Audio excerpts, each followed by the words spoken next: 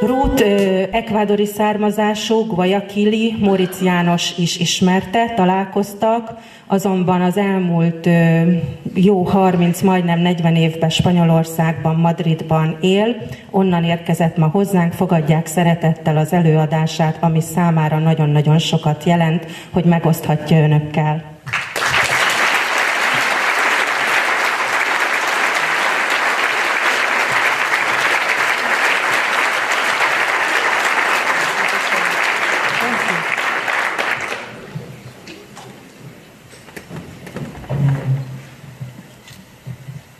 Buenas tardes, respetable público de la ilustre ciudad de Cormen.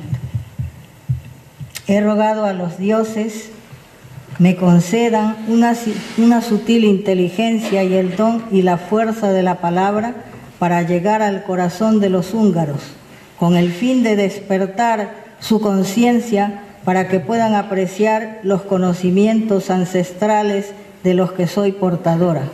Debo advertirles que no soy oradora, soy investigadora. Jó napot kívánok, Körmend város tisztelt közönsége! Imádkoztam az Istenekhez, hogy adjanak nekem intelligenciát, tehetséget és erőt ahhoz, hogy szavaim eljussanak a magyarok szívéhez, hogy felébreszthessem a tudatukat, hogy csodálhassák azt az őstörténeti tudást, melynek a hordozója vagyok. Nem vagyok szónok, kutató vagyok. Agradezco a Hungría, este hermoso país hermano, la oportunidad de apoyarme para poner al descubierto ante el mundo entero los descubrimientos de mayor trascendencia que he logrado realizar en estos últimos años de mi vida y que confirman la tesis de dos eruditos húngaros, el señor Juan Móricz, a quien en 1989 tuve el privilegio de conocer, y al que se rinde un merecido homenaje en este evento internacional. Köszönöm Magyarországnak, ennek a gyönyörű testvérországnak a támogatást, hogy a világ előtt megmutathatom a felfedezéseimet, melyeknek nagyobb részét ezekben az utolsó években tettem, melyek alátámasztják a nagy tudású magyar származású Móricz János tételeit, akivel 1989-ben volt szerencsém megismerkedni, és aki ezen a nemzetközi konferencián a legnagyobb hódolatot érdemli. Al señor Wilhelm von Hevesi, húngaro también, quien hacia 1932 descubrió que en las tablillas Coau Rongo Rongo de la cultura Rapanui de la isla Tepito Teenua, Chile, hoy conocida como Isla de Pascua, se habían registrado símbolos de los sellos de Mohenjo-Daro y Harappa, las ciudades más antiguas de la India. Szeretném megemlíteni Wilhelm von Hevesi urat, aki szintén magyar származású, és 1932-ben fedezte fel a rapánvi kultúra Coau-Rongo-Rongo tábláit Tepito Oteembua szigetén, amely ma Chilében a Húsvét sziget néven ismert, és ahol India legrégebbi városaiból való Mohenjo-Daro és harappai szimbólumjeleket fedeztek fel. Presento mis agradecimientos a la distinguida investigadora húngara, señora Agnes Eva Golenja, por concederme esta gran oportunidad, quien ha hecho posible mi viaje a Hungría y quien desde que me ha conocido mis obras ha demostrado una admiración sincera hacia mi labor, reconociendo el valor que tienen mis descubrimientos, que contribuirán en el futuro para que se produzca un cambio en nuestra historia. Köszönetet mondok a kiváló magyar kutatónőnek, Golenjai Ágnesnek, hogy megadta nekem azt a lehetőséget, aki lehetővé tette az utazásom, akit amióta ismerek, csodálattal töltik el őt a műveim és a munkám, elismerve a felfedezéseim értékét, és aki közrejátszik abban, hogy a jövőben változás történjen a történelmünkben. Le agradezco infinitamente a la organización cultural Móricz János, a su presidente, el señor Zoltán Varga, y a todas las personas que han permitido presentar la esencia de mis obras con un homenaje especial a la personalidad del señor Juan Móricz, excelso erudito húngaro a quien tanto deben el Ecuador y todos los países de América por su hallazgo y su contribución sin precedentes para la revalorización de la historia preamericana. Végtelenül hálás vagyok a Móricz János Kulturális Egyesületnek, Varga Zoltán elnök úrnak, és a tagoknak, akik segítenek engem abban, hogy bemutassam a műveim lényegét, mellyel a kiemelkedő magyar tudós Móricz János úr irányába szeretném kifejezni végtelen tiszteletem, akinek a felfedezéséért Ecuador és Amerika összes városa az adósa maradt, és aki hozzájárult a preamerikai történelem újraértékeléséhez. La labor del señor Juan Moritz no tiene precio. El Ecuador estará enteramente en deuda con este ilustre sabio húngaro por sus aportes, de igual manera puede decirse de la historia universal. Móricz János úr munkájának értéke felbecsülhetetlen. Ecuador örökre az adósa marad egy kiemelkedő magyar tudósnak az egyetemes történelemben való hozzájárulásáért. El señor Juan Moritz no ha muerto, vive en su obra, en las pruebas demoledoras que echan por tierra toda la falsa historia en vigencia. Y estoy aquí para complementar con mis hallazgos los estudios del señor Moritz. Móricz János úr nem hunyt el, továbbra is a műveiben él, a bizonyítékai elpusztítják és megváltoztatják a mai hamis történelmet. Itt vagyok, hogy felfedezéseimmel kiegészítsem Móricz János úr tanulmányait. Es una grata satisfacción y una enorme honra para mí exponer ante los estudiosos de la nación húngara y del mundo entero mis descubrimientos que demuestran las migraciones preamericanas que se realizaron 12,000 años antes de Cristo o mucho antes por tierra y por mar a las 4 regiones del planeta.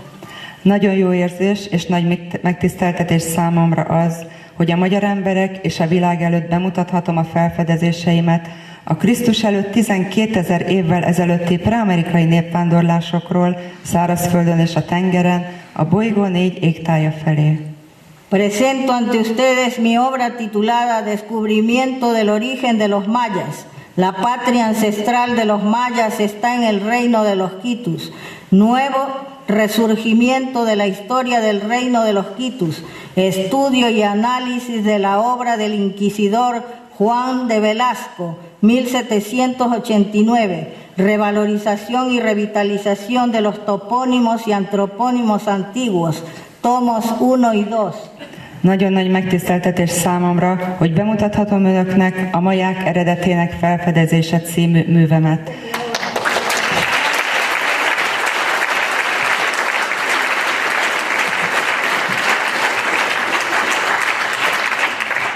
A maják őshazája a Kitus birodalomban van, és a történelme napjainkban újból felbukkan. Tanulmány és elemzés Juan de Velasco inkvizidor művéből, az ősi személy és helységnevek újraértékelése és újraélesztése. Y mi obra Cara Maya, raza madre de la humanidad, Madrid, 1985-2002, tomos 1 y 2. A művem címe Karamaja, az emberiség ősi anya népe. En la primera presento las pruebas que confirman mi cuadro de las migraciones preamericanas 12,000 años antes de Cristo, efectuadas por tierra y por mar a las 4 regiones del planeta. Be fogom mutatni a bizonyítékokat a Krisztus előtt 12,000 évvel ezelőtt zajlott preamerikai népvándorlásokról a szárazföldön és a tengeren, a bolygó 4 égtája felé. Mis estudios a los que he ofrendado 38 años, mi investigación permanente, me ha convertido en una especialista en identificar el significado de los símbolos dejados por las poderosas dinastías preamericanas que gobernaron el mundo en edades remotísimas. 38 évet áldoztam a tanulmányaimnak az életemből, és az állandó kutatásaim specialistává alakítottak engem abban, hogy azonosítani tudjam a nagyhatalmú preamerikai dinasztiák által hátrahagyott szimbólumokat, akik az ősrégi időkben a világot irányították. Otras personas que indagan en nuestras culturas, debido a que únicamente ingresan en estos estudios movidos por alcanzar fama y galardones, o persiguen apoderarse de nuestro tesoro arqueológico y de la riqueza de nuestros conocimientos ancestrales, e influenciados por la historia infamante de los destructores de nuestras culturas, sin tener un respeto hacia nuestros antepasados ni a sus descendientes, nos presentan una historia que contiene una verdad a medias, es decir, que aún teniendo las pruebas delante de sus ojos, no las ven. Vannak, akik csak azért kutatnak a kultúráinkban, és csak azért kezdenek bele ezekbe a tanulmányokba, hogy hírnevet és jutalmat szerezzenek, vagy hogy megszerezzék a régészeti kincseinket, és a gazdag ősi tudásunkra tegyenek szert. Van, akit a kultúránk tönkretevőinek rágalmazó története befolyásol, az őseink iránti legkisebb tisztelet nélkül. Egy olyan történetet mutatnak be nekünk, ami csak féligasságokat tartalmaz, és ha a szemük előtt is vannak a bizonyítékok, akkor sem látják. Estoy aquí para dar a conocer ante el mundo que al estudiar los antropónimos y topónimos de las dinastías que formaron los estados independientes del reino de los quitus, que vienen a ser el modelo de estructura urbanística que sirvió a los griegos, puedo demostrar que los griegos procedían del reino de los quitus. Itt vagyok, hogy megismertessem a világgal a dinasztiák helységneveit, amik a Kitus birodalom független államait alkották, melyek az urbanisztikai szerkezet modelljei, ami a görögöknek is jól szolgálatot tett. Be tudom bizonyítani azt, hogy a görögök és a Kitus birodalomból származnak. Esta es la historia antigua, antes de que estos estados llegaran a integrarse en el Tahuantinsuyo o la gran comunidad de naciones andinas creadas por los sabios Apu Capac incas. Ez az ősi történelem, mielőtt ezek az államok csatlakoztak volna Tahuantinsuyohoz, a nagy nemzeti andok közösségbe, ami a bölcs Apu Capac inkák által lett létrehozva. Nunca nadie ha realizado un análisis de la obra del inquisidor ecuatoriano Juan de Velasco, 1789, puesto que debido a la influencia nefasta de otro inquisidor, el arzobispo de Ibarra, Federico González Suárez, quien vivió en una época posterior, hacia 1902, y que se declara como un acérrimo enemigo de Velasco, logró que se relegara su obra. Soha senki sem elemezte Juan de Velasco ekvádori inkvizitor művét, mert a másik inkvizitor, az ibarrai érsek, Federico González Suárez vészjósló befolyásolása miatt, aki egy későbbi időben 1902 körül ért, Velasco ellenségének valva magát elérte, hogy félretegyék Velasco művét. Los libros de González Suárez dejan entrever su envidia hacia Velasco, siendo ambos ecuatorianos e igualmente inquisidores. Además, González Suárez hace ostensible un repudio a su propia nación, pues niega la existencia de una historia del Ecuador. Sostiene que todos los testimonios que revelan la opulencia y la sabiduría de nuestras culturas son simples fábulas, por lo que deben ser destruidos. González Suárez műveiben kirajzolódik Velasco iránti irítsége. Mindketten ekvádoriak és inkvizitorok. Ezen kívül González Suárez szemmel láthatóan elutasítja a saját nemzetét, és megtagadja Ekvádor történelmének a létezését. Kitart a nézete mellett, hogy minden tanúsítvány csak a kultúránk bőségét és bölcsességét mutatja. Éppen azért nem lehet más, mint egyszerű mese. Ezért meg kell azokat semmisíteni.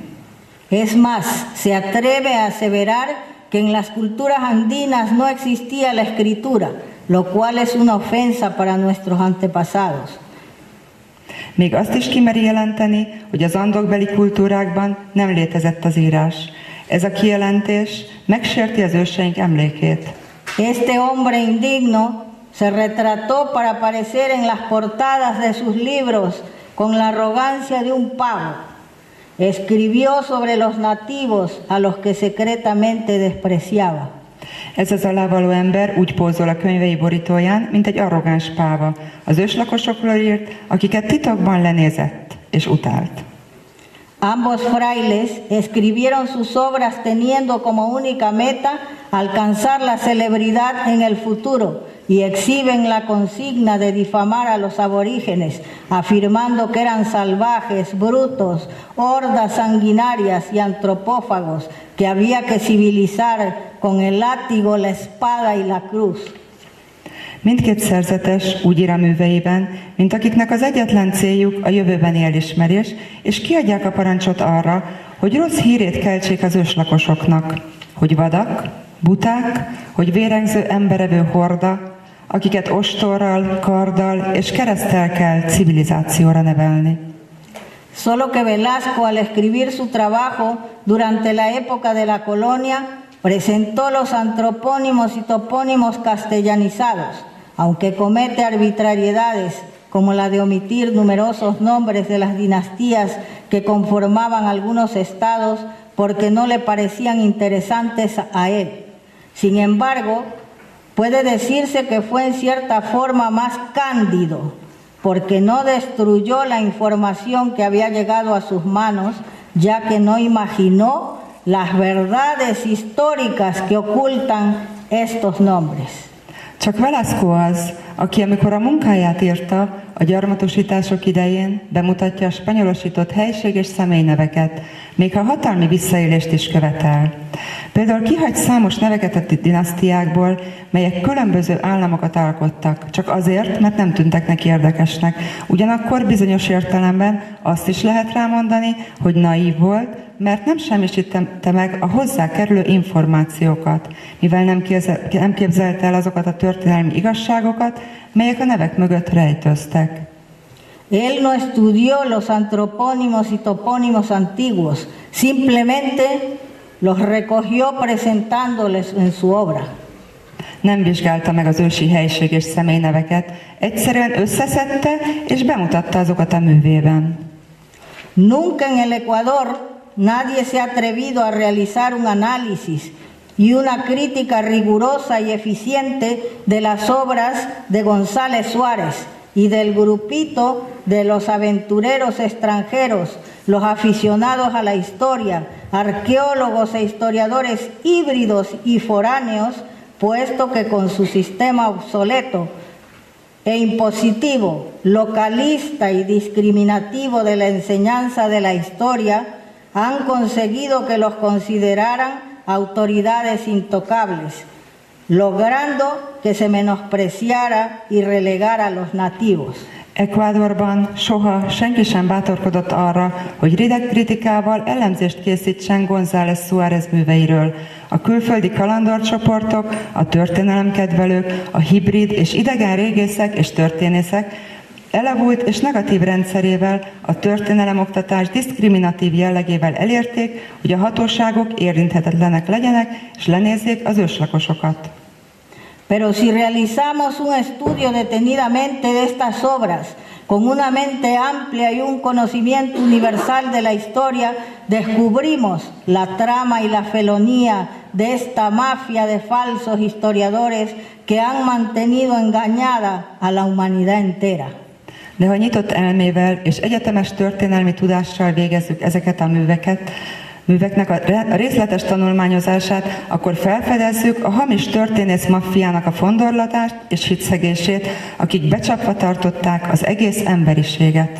En consecuencia, al advertir que el señor Juan Morix había descubierto las evidencias que restablecían la posición de Preamérica como la cuna de las razas madres de la humanidad, hechos sin precedentes que venía a destruir todas las patrañas vertidas en la historia en vigencia, fue inmediatamente combatido. Következményként azt vesszük észre, hogy Móricz János úr, amikor felfedezte a bizonyítékokat, ami helyreállítaná Preamerika helyzetét, mint az emberiség ősi népeinek a bölcsőjét, aki minden előzmény nélkül csak azért érkezett, hogy lerombolja a jelenlegi történelem otromba hazugságait, de Móricz János rögtön le lett győzve. Cuando inicié mi trabajo titulado Historia de las bibliotecas preamericanas sobre los tipos de libros creados en Preamérica y los sistemas de escritura, observé que los nombres de algunas etnias del Ecuador y de varios países de América son vocablos del sánscrito. Esta fue la razón de que emprendiera mi obra titulada Cara Maya, raza madre de la humanidad en 1975 al 2002. Amikor elkezdtem a munkát, a preamerikai könyvtárak történelmével kapcsolatban, a preamerikai könyvekről és az írásrendszerekről megfigyeltem, hogy bizonyos ekvádori népcsoportok és Amerika különböző országnevei szanszkrit szavakból állnak. Ez volt az oka annak, hogy létrehoztam a művemet Karamaja, az emberiség ősi anya népe címmel. Decidí estudiar los Vedas, libros sagrados de la India, de los persas y los libros sagrados del Tíbet. Tanulmányoztam a védákat, India szentkönyveit, a perzsák és Tibet szentkönyveit. Confirmando que en los Vedas se registra una información trascendente acerca de la raza preamericana, la que se menciona como Nahua Maya o Cara Maya, considerándola la instructora de los brahmanes. A védák nagy horderejű információt tartalmaznak a preamerikai népről, melyet Navamaja vagy Karamaja néven a brahminok tanítójaként említ.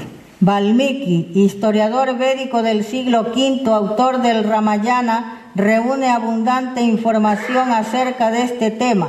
El volumen 1 indica: los mayas eran grandes navegantes que surcaron los océanos del oeste a los del este y de los mares del sur a los del norte en edades remotísimas. Valmiki, védikus történész, Krisztus előtt az 5. században, aki a Ramayana szerzője, bőséges információt gyűjt össze erről a témáról, és az első kötetben jelzi, hogy a maják nagy hajósok voltak, és az ősrégi időkben nyugatról keletre szelték át az óceánokat, és déltől északra a tengereket. Señalando que el símbolo de esta raza era la serpiente emplumada y la esvástica. En algunos capítulos de esta obra sagrada se les menciona como los serpientes. E népszimbóluma a tollaskígyó és a svasztika volt. Ebben a szent könyvben úgy hívja őket, hogy a kígyók. Los Vedas tienen más de 9000 años y son más antiguos que la Biblia, que solo tiene 2000, el Corán 500 y contiene datos de incalculable valor histórico sobre la raza Cara Maya o Nahua Maya, instructora de los brahmanes, a quienes transmitieron los fundamentos de la cosmogonía, las ciencias, las artes y la lengua. A védák több mint 9000 évesek, régebbiek, mint a Biblia, ami csak 2000 éves, és a Korán csak 500. Nagyon sok értékes történelmi adatot tartalmaz a Karamaja vagy Navamaja népről, a brahminok tanítójáról, akik átadták nekik a világkeletkezéstan, a tudományok, a művészetek és a nyelvek alapjait. En los Vedas se afirma que el origen de esta raza era Pushkara o Preamérica, también denominada el Patala. Esta designación está formada por la raíz patali, que significa rojo, lleno de color. La desinencia tala se traduce por espacio, lugar, terreno, suelo, extensión de tierra cultivable, isla, etc. Esto nos da a entender que se trata de la tierra de la raza roja, que es la raza preamericana. A védák megerősítik, hogy ennek a népnek a származása Uskara, Preamerika, Patalának is nevezik, és ez a megnevezés a patali szóból ered, ami pirosat vagy színnel telit jelent. A talarag jelentése tér, hely, terület, talaj, termőföld, sziget. Tehát a vörös nép földjéről van szó, amely a preamerikai nép. La raza Cara Maya y las migraciones preamericanas 12.000 años antes de Cristo. A Karamaja nép és a preamerikai népvándorlások Krisztus előtt 12 000 előtti évben. Descubrimiento del origen de los pueblos euroasiáticos al revitalizar y revalorizar los antropónimos y topónimos preamericanos. Az eurázsiai népek eredetének a felfedezése, a preamerikai személy- és helységnevek felélesztése és újraélesztése. Los lugares de procedencia de las razas madres de los pueblos euroasiáticos pueden localizarse puesto que aún existen. Az eurázsiai ősi népek származási helyeit mind a mai napig meg lehet találni, mivel még mindig léteznek. El reino de los Cara Mayas, lugares donde partieron los mayahuiscas, nachán, opalenques, tisalios, sunis, ojonios, etc. Kara-Maja birodalom azok a helyek, ahonnan elindultak a majavilkák, a nacsánok, palenkék, tisaliuk, szunik vagy jóniok, stb.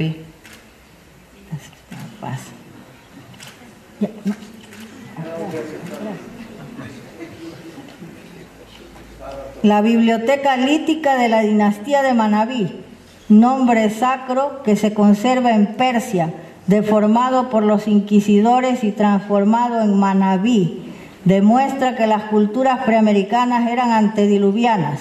Imagen central es la más antigua que se conoce de la diosa Anaíta, la luna. Figura además el corimbos, emblema real de los reyes sasánidas, y la pirámide escalonada con alas, un globo lunar, la serpiente sagrada y 12 triángulos. Manavi dinasztia, kőkori könyvtára, Manavi szent név, mely Persiában maradt fenn, de az inkvizitorok által át lett alakítva. A Manavi név azt mutatja, hogy a preamerikai kultúrák vízözön előttiek voltak. Ez a kép a legősibb, és Anahita holdistennőt ábrázolja.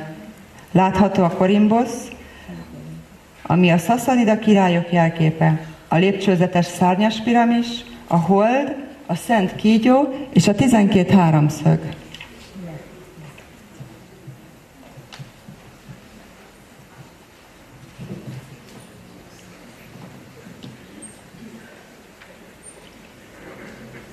El símbolo de la sílaba sagrada Omkara. Presento este cuadro para demostrar que este símbolo, que en Grecia se denomina epsilon, pero invertido a la izquierda, es de todas formas preamericano, porque sea a la derecha como a la izquierda, se usó de las dos maneras en Preamérica. A szent szótag, a görög epsilon szimbólum, az Om-Kara. Ez a táblázat a görög epsilon szimbólumot mutatja, ami balról megfordítva preamerikai szimbólum. Jobbról és balról nézve Preamerikában ugyanúgy használták.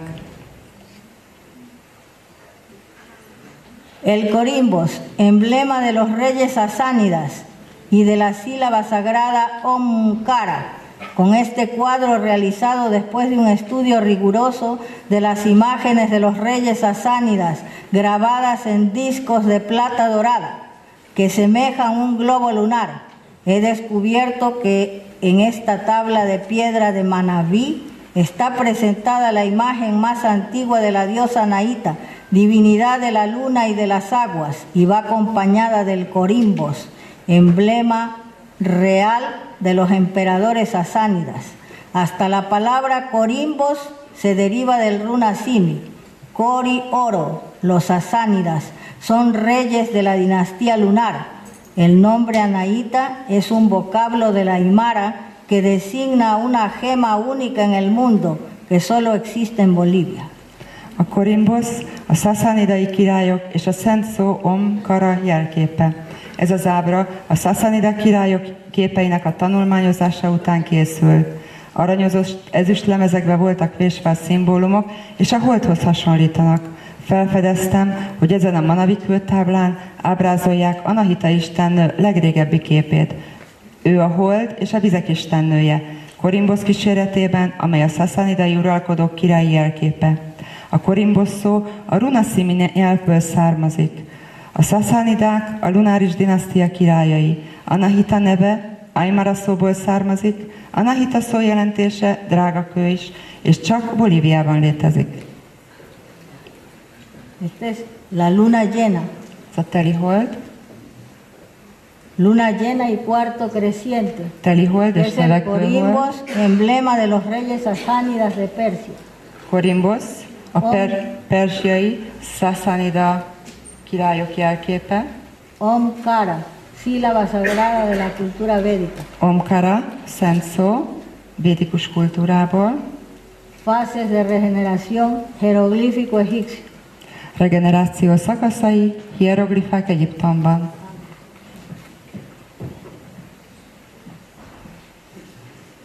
Libro lítico, cultura huara, contenido histórico astronómico. Registra símbolos del persa antiguo. El personaje central es una mujer de la dinastía solar. Esta tablilla tiene la particularidad de que sus símbolos cambian.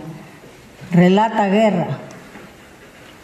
őskőkori könyvek, varakultúra, történelmi csillagászati tartalommal bír, szimbólumokat tartalmaz az ősi Persiából, a központi személyiség egy nő a Solaris dinasztiából. Ennek a kis táblának a sajátossága az, hogy változnak a szimbólumok, ha megfordítjuk, szintén teljesen más mutat a tábla. Háborús eseményekről számol be.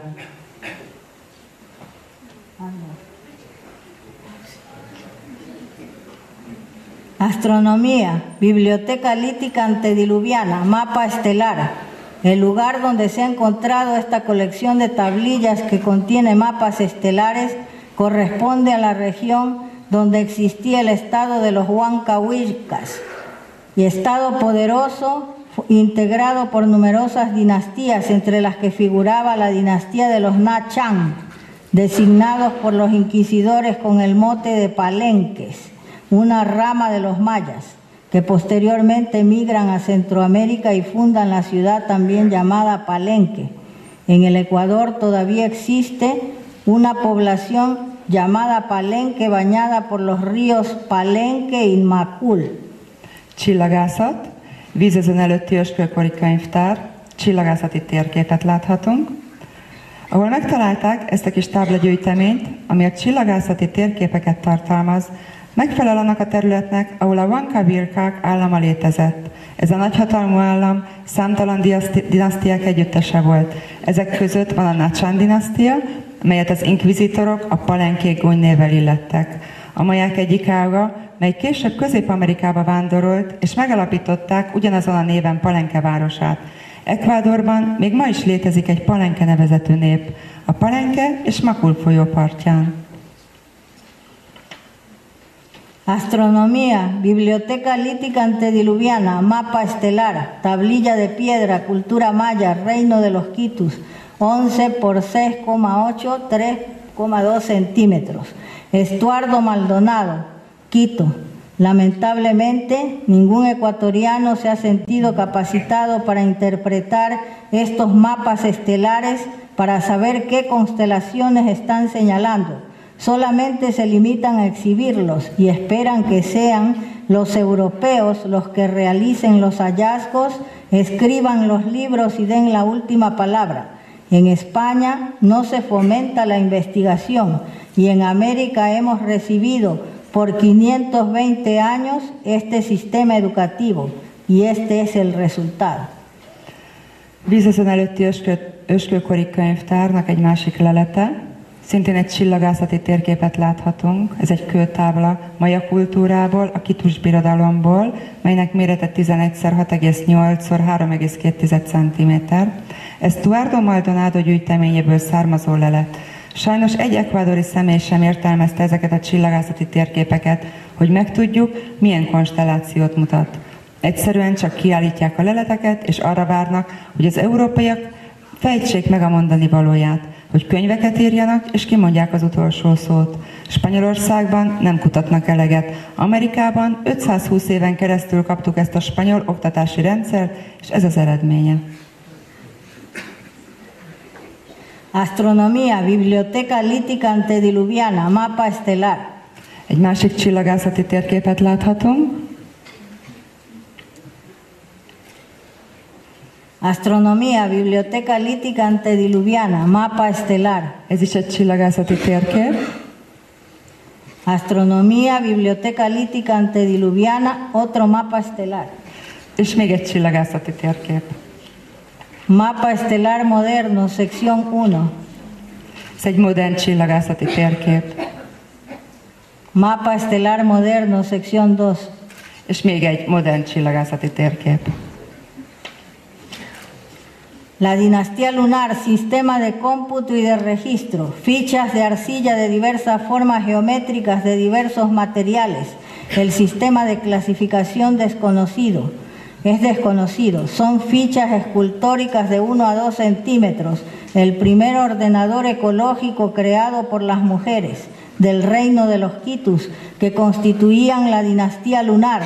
Para crear el calendario lunar tuvieron que inventar un instrumento aplicado a las altas matemáticas y para el registro de datos. Las mujeres poseían el sistema de escritura geométrico-matemático llamado URI y la tinta negra y roja que era de su uso exclusivo. Por eso eran respetadas y gobernaban junto a los hombres. Lunáris dinasztia számítógépes nyilvántartási rendszerét láthatjuk, különböző geometriai formájú és különböző agyag információhordozók. Egyenlőre az osztályozási rendszer ismeretlen, mert még senki sem tanulmányozta. A faragott információhordozók 1-2 centiméteresek. A Kitus birodalom első ökológiai számítógépe, mely a nők találmánya, a lunáris dinasztia része.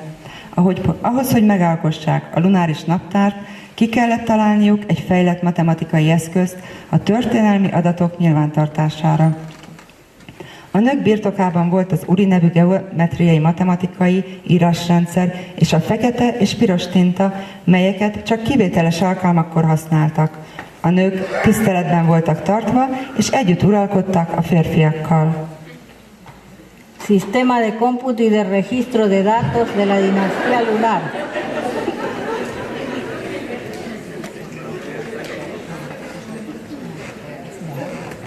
Sí.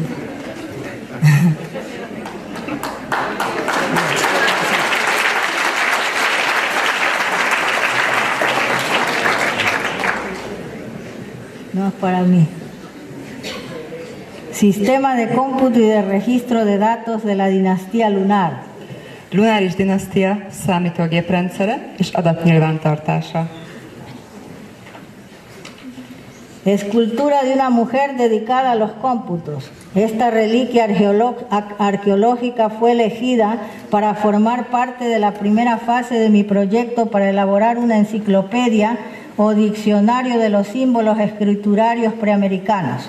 La primera fase consistía en recuperar los símbolos que se encuentran en las reliquias del tesoro arqueológico ecuatoriano que se encuentran en los museos españoles.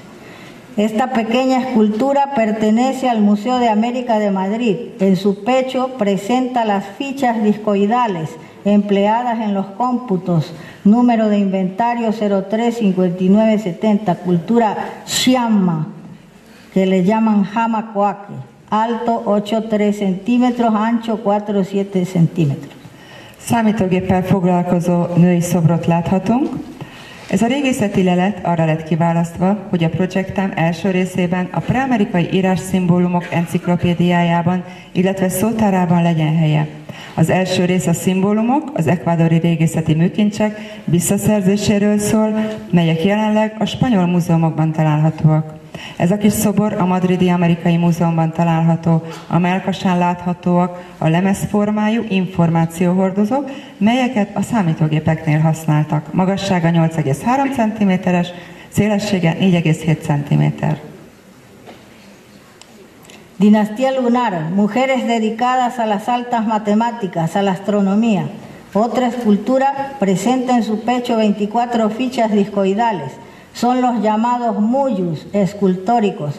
Muyus significa en runa simi esférico. Los preamericanos sabían que la Tierra era redonda porque existe un calificativo para expresar esto: muyutexe, globo terráqueo; muyurquira, trotamundo, el que recorre todo el mundo. Por el historiador aborigen Guamán Puma de Ayala, sabemos que la dinastía lunar fundó instituciones superiores para que las mujeres adquirieran un conocimiento elevado de las ciencias, las artes y las lenguas.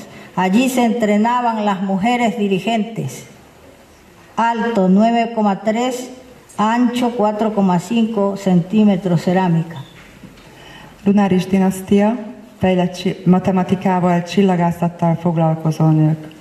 Másik faragott szobor, mellkasán 24 darab lemezformájú információhordozót található, melyeknek a neve muju. Muju jelentése runa szimi nyelven gömb alakú. A preamerikaiak tudták, hogy a Föld gömbölyű, mert létezik is egy jelző erre a kifejezésre. Muyutexe, muyukira. Muyutexe azt jelenti, hogy földgömb. Muyukira, földet körüljáró, világjáró, aki az egész földet körbejárja. Guamampoma de Ayala őslakos történészről tudjuk, hogy a lunáris dinasztia megalapította a felsőoktatási intézményeket, hogy a nők magas szintű tudást sajátíthassanak el a tudományokról, művészetekről és a nyelvekről. Ott tanították az uralkodónőket. Ez szobor magassága 9,3 cm, szélessége 4,5 cm.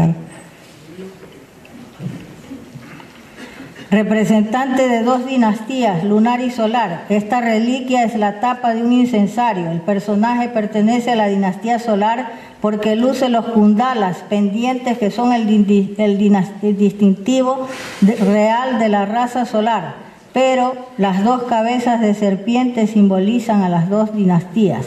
También tiene fichas en su pecho, con lo cual interpretamos que se dedica a los cómputos.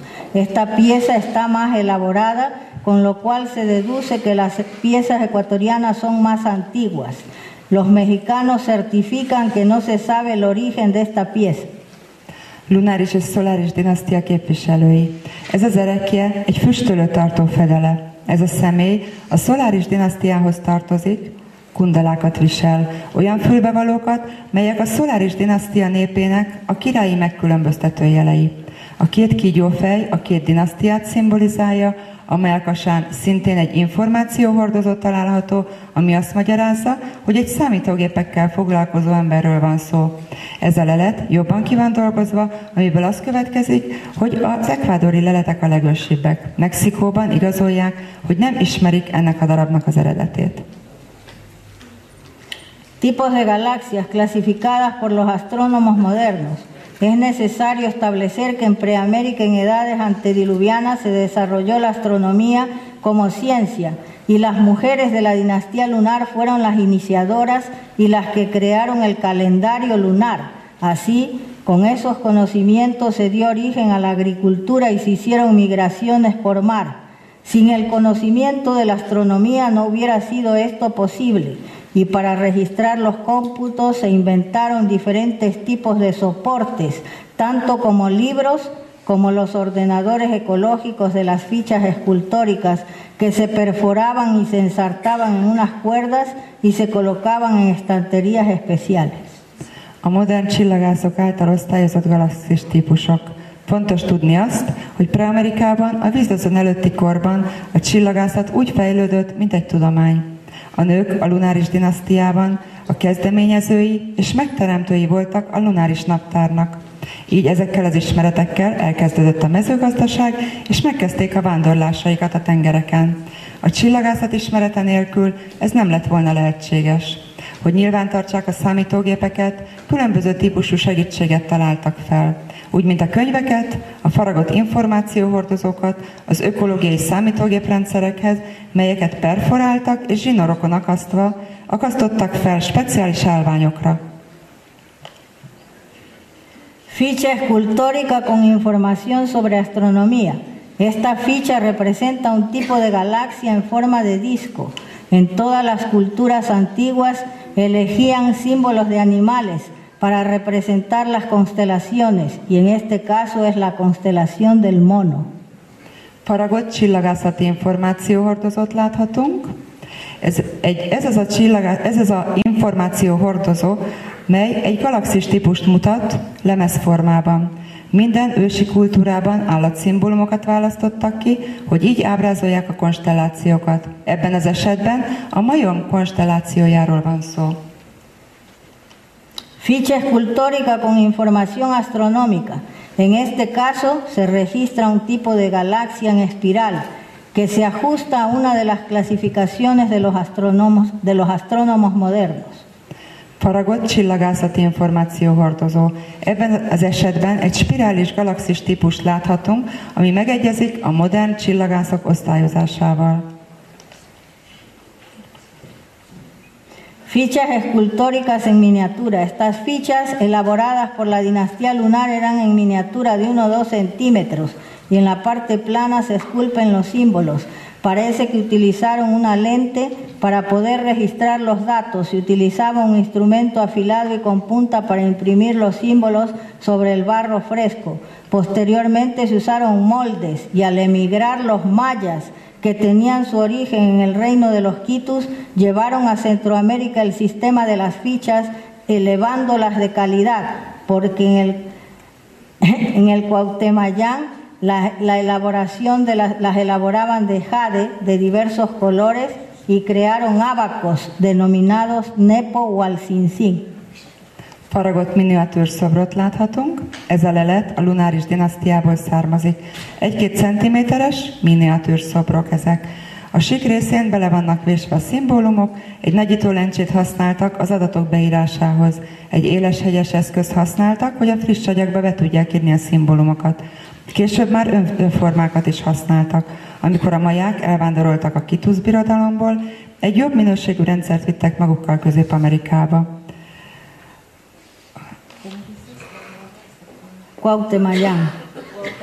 Cuauhtémánban a jedekök különböző színárnyatalaival számítógépeket készítettek Neuvalcincin néven. Fotografía gentileza del señor Manuel Palacios, fichas escultóricas del Museo de Cuenca, Ecuador. Faragott információhordozót láthatunk, Manuel Palacios fényképe. Estas fichas del reino de los quitus en Mesopotamia. Este sistema precedió a la escritura sumeria para demostrar que existieron migraciones realizadas por los preamericanos.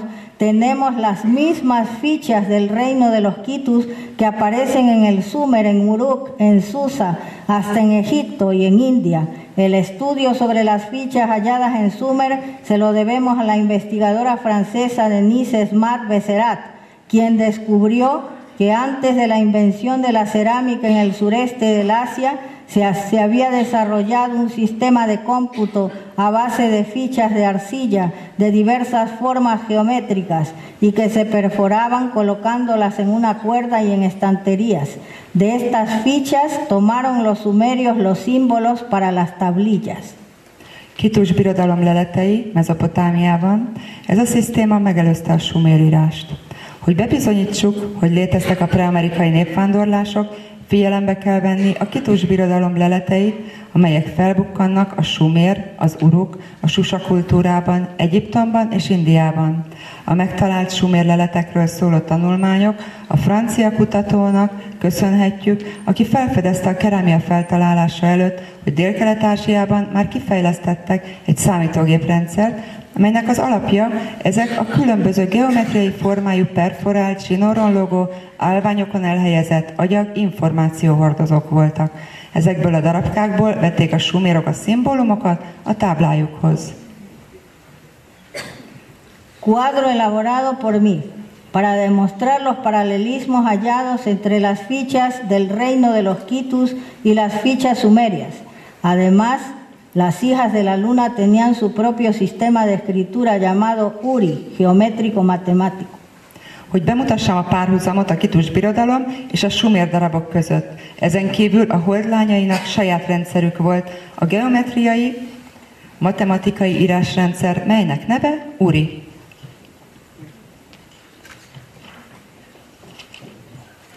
Transformación del cráneo o palta-uma era el distintivo real de la dinastía lunar. Las mujeres sabias de la dinastía lunar habían observado que el desarrollo de la inteligencia del cerebro humano son un proceso muy lento. Los animales nada más al nacer ya están listos para desenvolverse en su hábitat. No así el proyecto humano, que necesita millones de años para desarrollar su cerebro. En la zona andina existió una élite de neurocirujanos.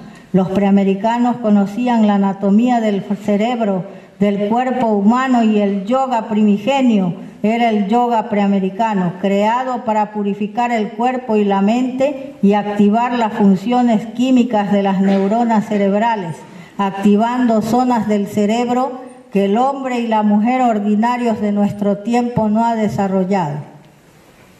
A koponya, vagy paltauma átalakítása a királyi megkülönböztetés jelképe a lunáris dinasztiában. A bölcsnők a lunáris dinasztiában megfigyelték, hogy az intelligencia, az emberi agy fejlődése egy lassú folyamat. Az állatok, amint megszületnek, készen állnak, hogy rögtön kibontakozzanak a környezetükben, nem úgy, mint az emberi projekt. Az ember, akinek szüksége van több millió évre, hogy fejlessze az agyát. Az Andok területén létezett egy elit idegsebészcsoport, a preamerikaiak ismerték az agy és az emberi test anatómiáját. Az eredeti ősi jóga, a preamerikai jóga volt, hogy megtisztítsa a testet, az elmét, és beindítsa a neuronok kémiai működését, aktiválva az agyi területeket, melyeket a mai egyszerű ember nem fejlesztett ki. Método científico de aceleración del proceso de crecimiento del cráneo. Hasta el presente, los historiadores oficiales mantienen el infundio de que esa costumbre era una moda de los salvajes, considerándolo una deformación craneana. Pero deformar es alterar algo que es inmutable y perfecto. Y en esto se han equivocado rotundamente, porque el cráneo crece, el cerebro y la inteligencia, a mayor actividad psíquica, se desarrollan más. Pero generalmente la mayoría de la gente solo come, duerme, se aparea y se defiende. Son 4 actividades primarias de los animalitos y su cerebro permanece inactivo. Y muchos se mueren sin haber conseguido una evolución cerebral. Tudományos módszer a koponya növekedési folyamatának a meggyorsítására. Napjainkig a hivatalos történészek állítják, hogy ez a szokás a vademberek divata volt. Egy koponya deformációnak tartják, viszont deformálni az átalakítani, megváltoztatni valamit, ami megváltoztathatatlan és tökéletes, és ebben folyamatosan tévedtek a történészek, mert a koponya növekszik. Az agy és az intelligencia nagyobb pszichikai aktivitás hatására jobban fejlődik.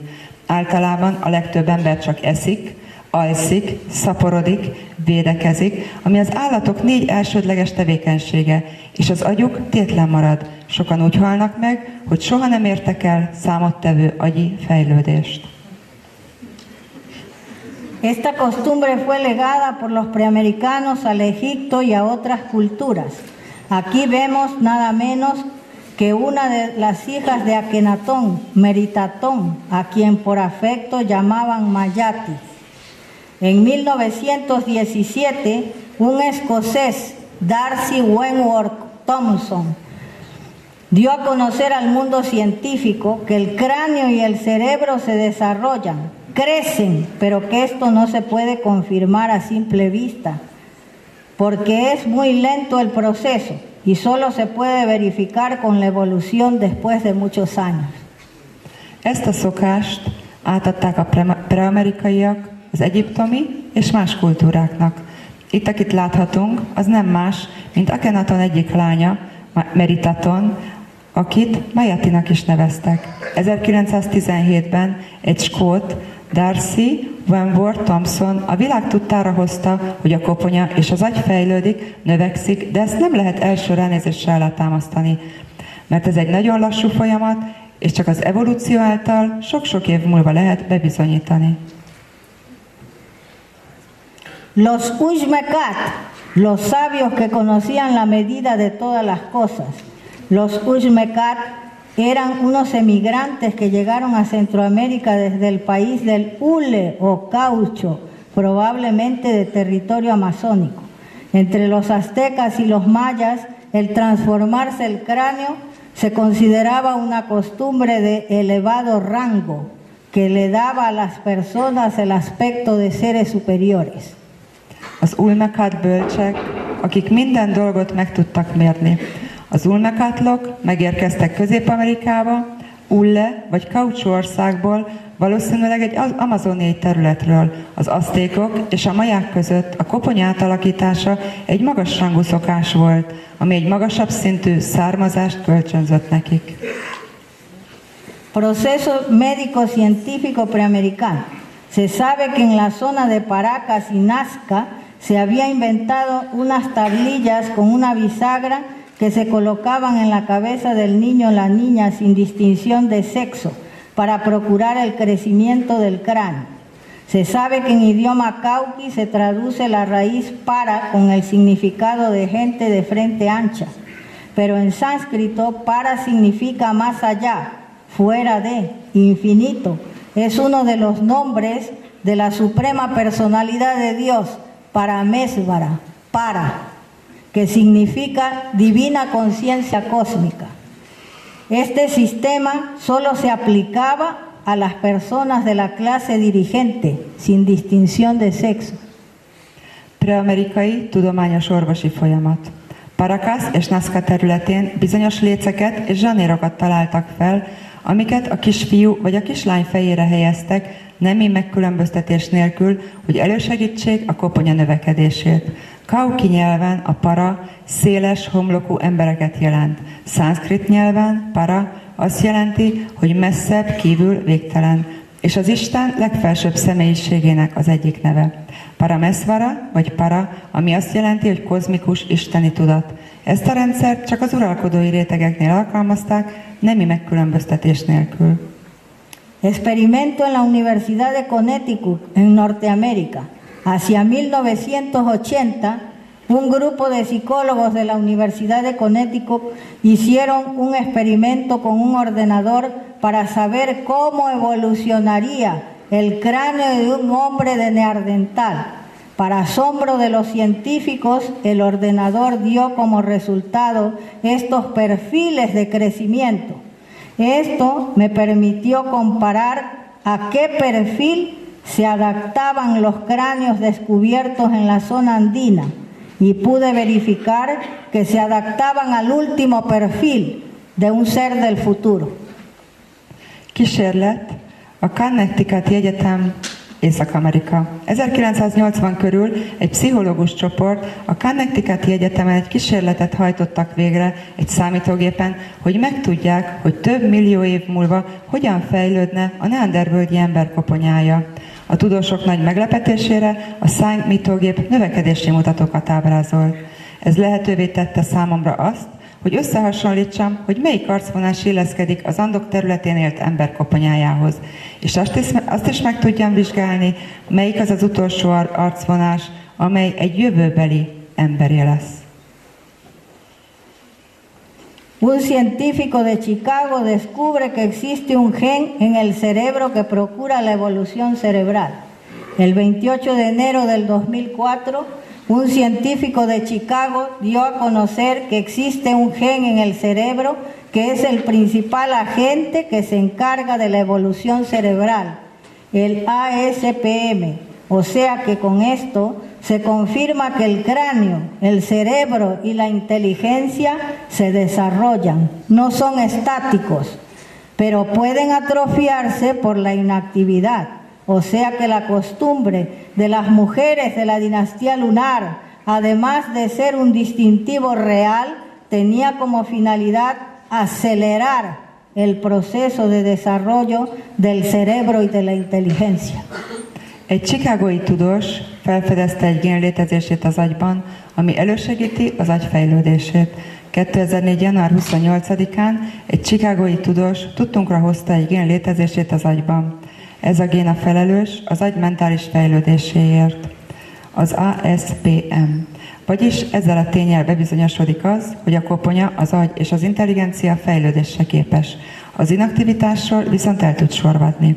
A lunáris dinasztiából származó nők egyik szokása a koponya megnyújtása volt, azon kívül, hogy egy uralkodói megkülönböztető jelképként használták, az agy és az intelligencia gyors fejlődését is szolgálta. El yoga primigenio, o sea el yoga preamericano. Esta escultura hallada en México y que se conserva en el Museo Nacional de Antropología nos demuestra el conocimiento del yoga, pues se ve que es una mujer que está ejecutando una asana del Hatha Yoga que se llama la sentada de Buda. Pero hay otra información que nos está mostrando, unos agujeros en su cráneo que servían para poner en ellos hermosas plumas de diversos colores. Esto quiere decir que los preamericanos conocían que el cerebro es un receptor y emisor de energía, que los pensamientos son luz. Cuando una persona es elevada espiritual y mentalmente, sus pensamientos son de bellos colores. Az eredeti ősi joga a preamerikai joga. Ez a lelet, mely a Mexikói Antropológiai Múzeumban van, a preamerikai joga ismeretének a létezését bizonyítja. Ez a kép egy nőt ábrázol, a hatha joga gyakorlása közben, melyet buddha ülésnek neveznek. Egy másik információ az, hogy a koponyáján lukak találhatóak. Színes gyönyörű tollakat helyeztek el ezekben a lyukakban. Ez azt jelenti, hogy a preamerikaiak tudták, hogy az agy egy energia adóvevő készülék, és azt is tudták, hogy a gondolatok fények formájában jelennek meg. Amikor az ember spirituálisan és mentálisan felemelkedik, a gondolatai gyönyörű színekből állnak. Un yogi preamericano de la cultura Kara, los maestros de la India, del Tíbet, de China, nos enseñan que las personas que han alcanzado el samadhi o iluminación se desconectan totalmente del cuerpo físico y se sumergen en el absoluto, llegando así al máximo placer espiritual, que no se puede expresar con palabras. En esta imagen vemos que han esculpido un ojo en la parte alta del cráneo. Este es el chakra de los 1000 pétalos, el chakra de la conciencia o Brahma Randra o Sahasrara. El sabio que alcanza a purificar su mente y a elevarla a este chakra ha abierto sus oídos a la escucha del sonido trascendental. Por eso simbólicamente han esculpido en su cabeza 2 especies de captadores de sonido como pequeños radares. Egy preamerikai jogi a Kara kultúrából. Az indiai, tibeti és kínai mesterek azt tanítják, hogy akik elérték a megvilágosodást, teljesen lekapcsolódnak a fizikai testükről, és a teljességbe merülnek bele, elérve így a legfelsőbb lelki gyönyört, amit nem lehet szavakkal kifejezni. Ezen a képen egy megmunkált harmadik szemet láthatunk a koponyán. Ez az úgynevezett 1000 sziram csakrája, a tudatosság csakrája, a Brahmarandra csakra. A bölcs, aki eléri elméje megtisztulását, és meg tudja emelni a rezgést a transzcendentális hangok meghallásához. Szimbolikusan egy speciális hangfelfogót alakítottak ki a fején, mintha 2 kis radar lenne. El yoga de Vishnu, práctica usual de los mayas. Los inquisidores siempre han tenido la consigna de difamar a los aborígenes. Se inventaron así en su ignorancia que los mayas hacían viscos a sus hijos, porque los mayas tenían la costumbre de colgar una esferita de una hebra de sus cabellos para que fijaran la mirada en el entrecejo. La explicación es que si la mente se halla posada en el chakra de la procreación o defecación, esa persona está imposibilitada para realizar actividades superiores del espíritu. Hay que procurar que suba a los otros centros de energía y si se consigue fijarla en el entrecejo, ese es el asiento superior de la mente. Por eso los mayas entrenaban a sus hijos para que su mente no abandone su asiento superior. Este es el yoga de Vishnu. A Vishnu joga a maják szokásos gyakorlata. Az inkvizítorok mindig rosszul beszéltek az őslakosokról. A tudatlanságuk miatt kitalálták, hogy a maják kancs alá tették a gyermekeiket. Mivel a majáknak az volt a szokása, hogy egy hajtincshez kötött gömböcskét lógattak le a homlokukon, hogy a 2 szemöldök közé összpontosuljon a látásuk. A magyarázat az, hogy ha az elme a gyökércsakránál összpontosul, akkor az ember képtelen magasabb szintű tevékenységeket végezni. Ügyelni kell arra, hogy a többi energiaközpont rezgése megemelkedjen. Ha sikerül a 2 szemöldök közé összpontosítani, akkor megtaláljuk az elme legmagasabb szintjét. Ez a jóga, a Vishnu jóga. Distintivo real de la dinastía solar o dinastía Suryavansa. En Preamérica, la dinastía solar, denominada en los Vedas dinastía Suryavansa, porque sus miembros eran los hijos del sol, difundieron por todo el planeta el Surya Yoga o adoración al sol como símbolo perfecto del dador de la vida, porque el sol representa la luz de la sabiduría y la vida. La dinastía solar en Preamérica estaba integrada por los hombres. Su regencia se estableció durante la era de oro, inmediatamente después de la era de plata, durante la que gobernaron las mujeres que integraban la dinastía lunar. La dinastía solar usaba todos sus enseres y ornamentos de oro. En cambio, la dinastía lunar usaba todo de plata. Se consideraba el oro el sudor del sol y la plata las lágrimas de la luna. Solaris vagy Szuriamsza dinasztia uralkodói jelképei. A preamerikai Solaris dinasztia Szuriamsza néven bukkan fel a Védákban. Tagjai a napfiai voltak, és az egész világon elterjesztették a Szurja jogát, a naptiszteletet, mint az élethozó tökéletes jelképét, mert a nap képviseli a bölcsesség és az élet fényét.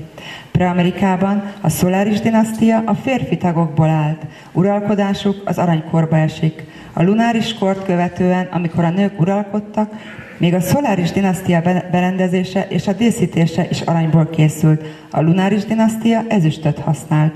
Az aranyat a nap verejtékének, az ezüstöt a hold könnyeinek tartották. La dinastía solar en Preamérica, los hijos del sol. Hasta el presente, la costumbre de horadarse y alargarse las orejas ha sido mirada hasta con cierta repugnancia. Los invasores españoles y los inquisidores colgaron el calificativo ofensivo de orejones a los altos dignatarios de la corte de los Apu Capac incas y de orejeras a los maravillosos pendientes de oro y piedras preciosas que usaban los hijos del sol. Soy la pionera en el estudio de este tema, descubriendo que esta costumbre se registra en los Vedas como un legado del dios Surya a su hijo Radeya, y los pendientes de gran tamaño recibían el nombre sagrado de kundalas. A Solaris dinasztia Preamerikában a napfiai. Napjainkig a fülcímpak kitágítását és meghosszabbítását rossz szemmel és némi undorral nézték. A spanyol hódítók, az inkvizitorok a nagy fülűek sértőjelzővel illették az Apu Capac inkák főúri magasrangú tisztségviselőit. A csodálatos aranyból és drága kövekből készült fülbevalókat, melyeket a napfiai hordtak, a fülvédő nevet adták. Felfedeztem, hogy ez a szokás a Védákban meg van említve, mint Szúrja, az Isten öröksége. Radhenának, a fiának a nagyméretű fülbevalók, a kundala szent néven vannak megemlítve. Kundalas, grandes pendientes usados por los hijos del sol. De acuerdo a las enseñanzas del yoga, sabemos que una determinada parte del lóbulo de la oreja está conectada con los nervios craneales. Un pendiente de metal puro como el oro insertado en esa zona da acceso al sistema, a los iones y a la electricidad estática del entorno. Esta produce una estimulación en unos conductos llamados nadis. Los principales son el Pachavini, el Sarasvati, que controla la lengua, y el Shushurma. Al estimular estos conductos se puede adquirir los Siddhis o poderes superiores, como ver, oír a la distancia, caminar sobre las aguas, etc. Los Kampas, yogis fundadores del Tíbet, quienes emigraron desde el Perú en edades remotas, sus descendientes mantienen esta costumbre en la actualidad. Gracias. Kundalák a napfiai által használt nagy fülbevalók.